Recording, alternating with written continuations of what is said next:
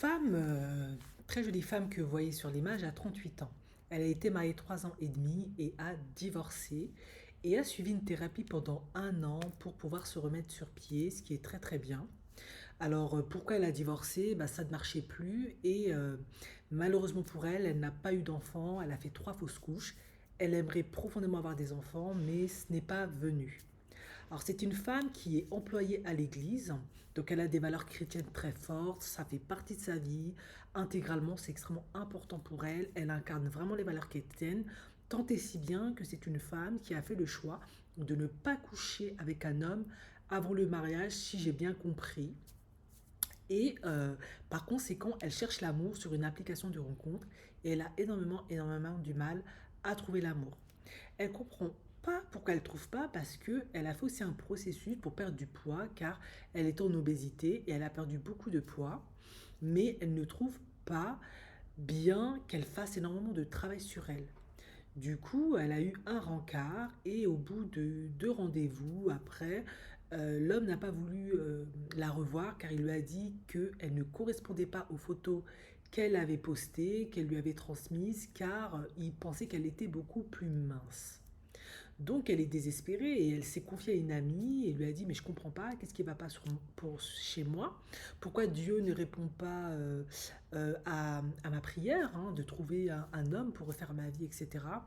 Ça ne peut quand même pas être la faute de ces hommes-là, c'est que forcément il y a quelque chose qui ne va pas chez moi. Son ami lui a rétorqué à plusieurs reprises que tout va bien chez elle, que c'est peut-être que ce n'est pas le bon moment. Mais elle en doute parce qu'elle trouve que c'est extrêmement difficile de retrouver l'amour à 38 ans après un divorce alors qu'elle n'a pas d'enfant, qu'elle fait beaucoup d'efforts, elle trouve que c'est vraiment difficile. Moi, je vais tenter de répondre à cette question parce que en fait, c'est une problématique que on me soumet souvent quand elle va me voir au coaching en fait.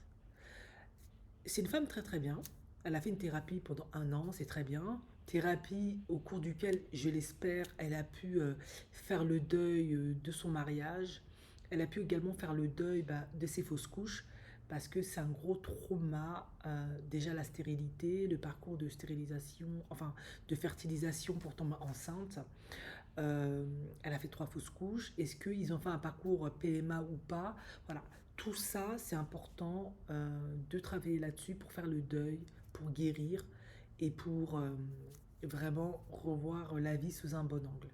Maintenant, chaque être humain est différent, comprenez-moi bien, mais un an, après 3 ans et demi de relation, pour faire une thérapie, euh, je pense que ça me semble un peu court pour moi. Après, je sais que ça coûte, c'est un budget, bien évidemment. Il serait peut-être intéressant de, si elle peut, toutes les 2 semaines ou une fois par mois, de refaire quand même une séance de thérapie pour également mieux gérer émotionnellement aussi le processus de dating qui est aussi douloureux quand il y a des échecs.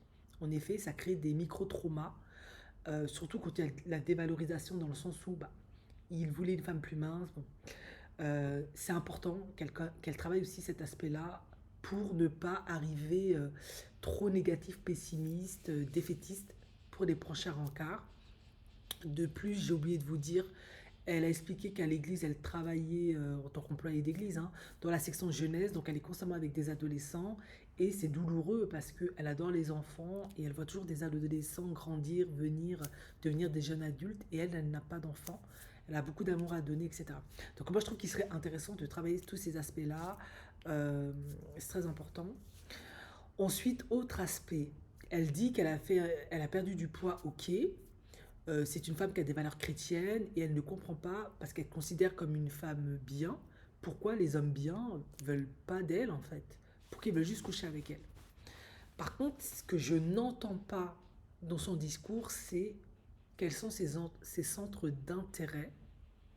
Elle a des valeurs chrétiennes, oui, mais lesquelles et quels sont ses principes. En effet, le christianisme, c'est grand, c'est vaste, il y a différents courants du christianisme. Ça va de la religion mormone à l'évangéliste, au catholique, en passant même par le Amish. Non, je rigole. Il y a plusieurs courants. De plus, chaque personne est unique, vit sa foi de manière unique. comment elle vit sa foi. Est-ce qu'elle a besoin d'aller tous les dimanches à l'église, tous les jours elle doit prier, elle doit lire la Bible, à quelle intensité, à quel degré, qu'est-ce qu'elle permet dans son mariage, qu'est-ce qu'elle ne permet pas, comment elle vit sa chrétienté, ce serait quand même important de le définir.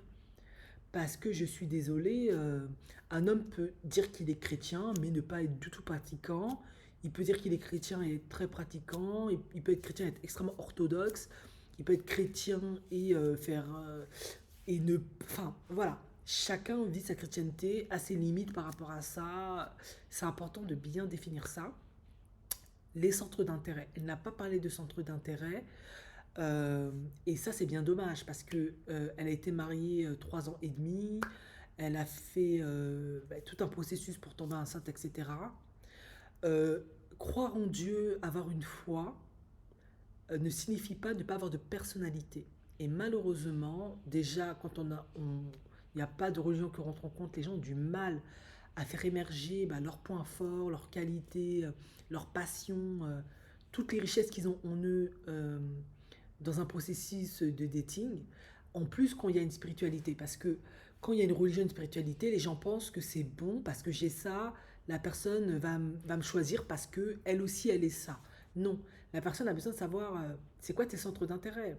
Si elle est chrétienne, mais elle n'a aucun centre d'intérêt, ben une personne qui est chrétienne, qui adore faire du sport, qui adore faire du piano, du foot, qui adore voyager, qui adore cuisiner, qui adore, je sais pas, faire des échecs, il peut ne pas se sentir connecté à elle parce qu'il se dit oui, bon, je vais l'épouser, ok, on va aller à l'église, on va lire la Bible, ok, mais qu'est-ce qu'on fera le reste du temps quand on ne lira pas la Bible en fait et quand on ne priera pas. On ne peut pas que prier. Enfin voilà, c'est très important. Et pour moi, ne serait-ce que ces deux aspects-là, être au clair sur ses traumas, ses blessures, son processus de guérison après mariage, de stérilité, etc., etc. Le fait de ne pas avoir d'enfant, est-ce qu'elle va en avoir, est-ce qu'elle ne va pas en avoir. Euh, il faut être au clair. Si elle ne peut pas avoir d'enfant, est-ce que comment elle va le vivre? Est-ce qu'elle peut faire l'impasse des enfants? Est-ce qu'elle veut adopter? Est-ce que elle veut faire est-ce qu'elle est d'accord pour être en couple avec un homme qui a des enfants ou pas? Parce que elle, de ce que j'ai compris, c'est elle qui est stérile. Donc, est-ce qu'il faudrait aussi ouvrir son champ de dating et dater des hommes aussi qui ont des enfants, des hommes aussi qui sont divorcés? Il faut voir tout ça. Et elle n'a pas parlé de tout ça. Centre d'intérêt aussi. C'est quoi tes centres d'intérêt? Voilà. Comment elle se présente, comment elle s'adresse à son amie, on a l'impression que c'est une femme qui, parce qu'elle est chrétienne, elle se considère être une femme bien, c'est bon, il faut la prendre. Et en plus, elle est jolie, il faut la prendre. Non, c'est pas si simple. Il y a des personnes qui sont pas superficielles. Des hommes, ils cherchent plus de profondeur, beaucoup plus de substance. La question, c'est est-ce que elle en a? Parce que des femmes superficielles, il y en a beaucoup malheureusement. Elles sont très gentilles, elles sont très jolies. C'est des femmes bien, mais elles sont superficielles, il n'y a pas de profondeur, on ne partage pas des choses intéressantes avec elles, elles sont ennuyeuses comme pas deux. Et pour certains, et surtout quand on arrive à 38 ans, un homme qui a quand même une vie derrière lui, qui a accompli des choses, qui a même construit des choses, c'est pas suffisant. Il faut beaucoup plus que ça. À 20 ans, je veux bien. À 38 ans, c'est pas suffisant. Donc moi, pour moi, il serait intéressant qu'elle explore cet aspect-là. Et là, je pense qu'elle peut trouver quelqu'un. Enfin, je dis ça, je dis rien.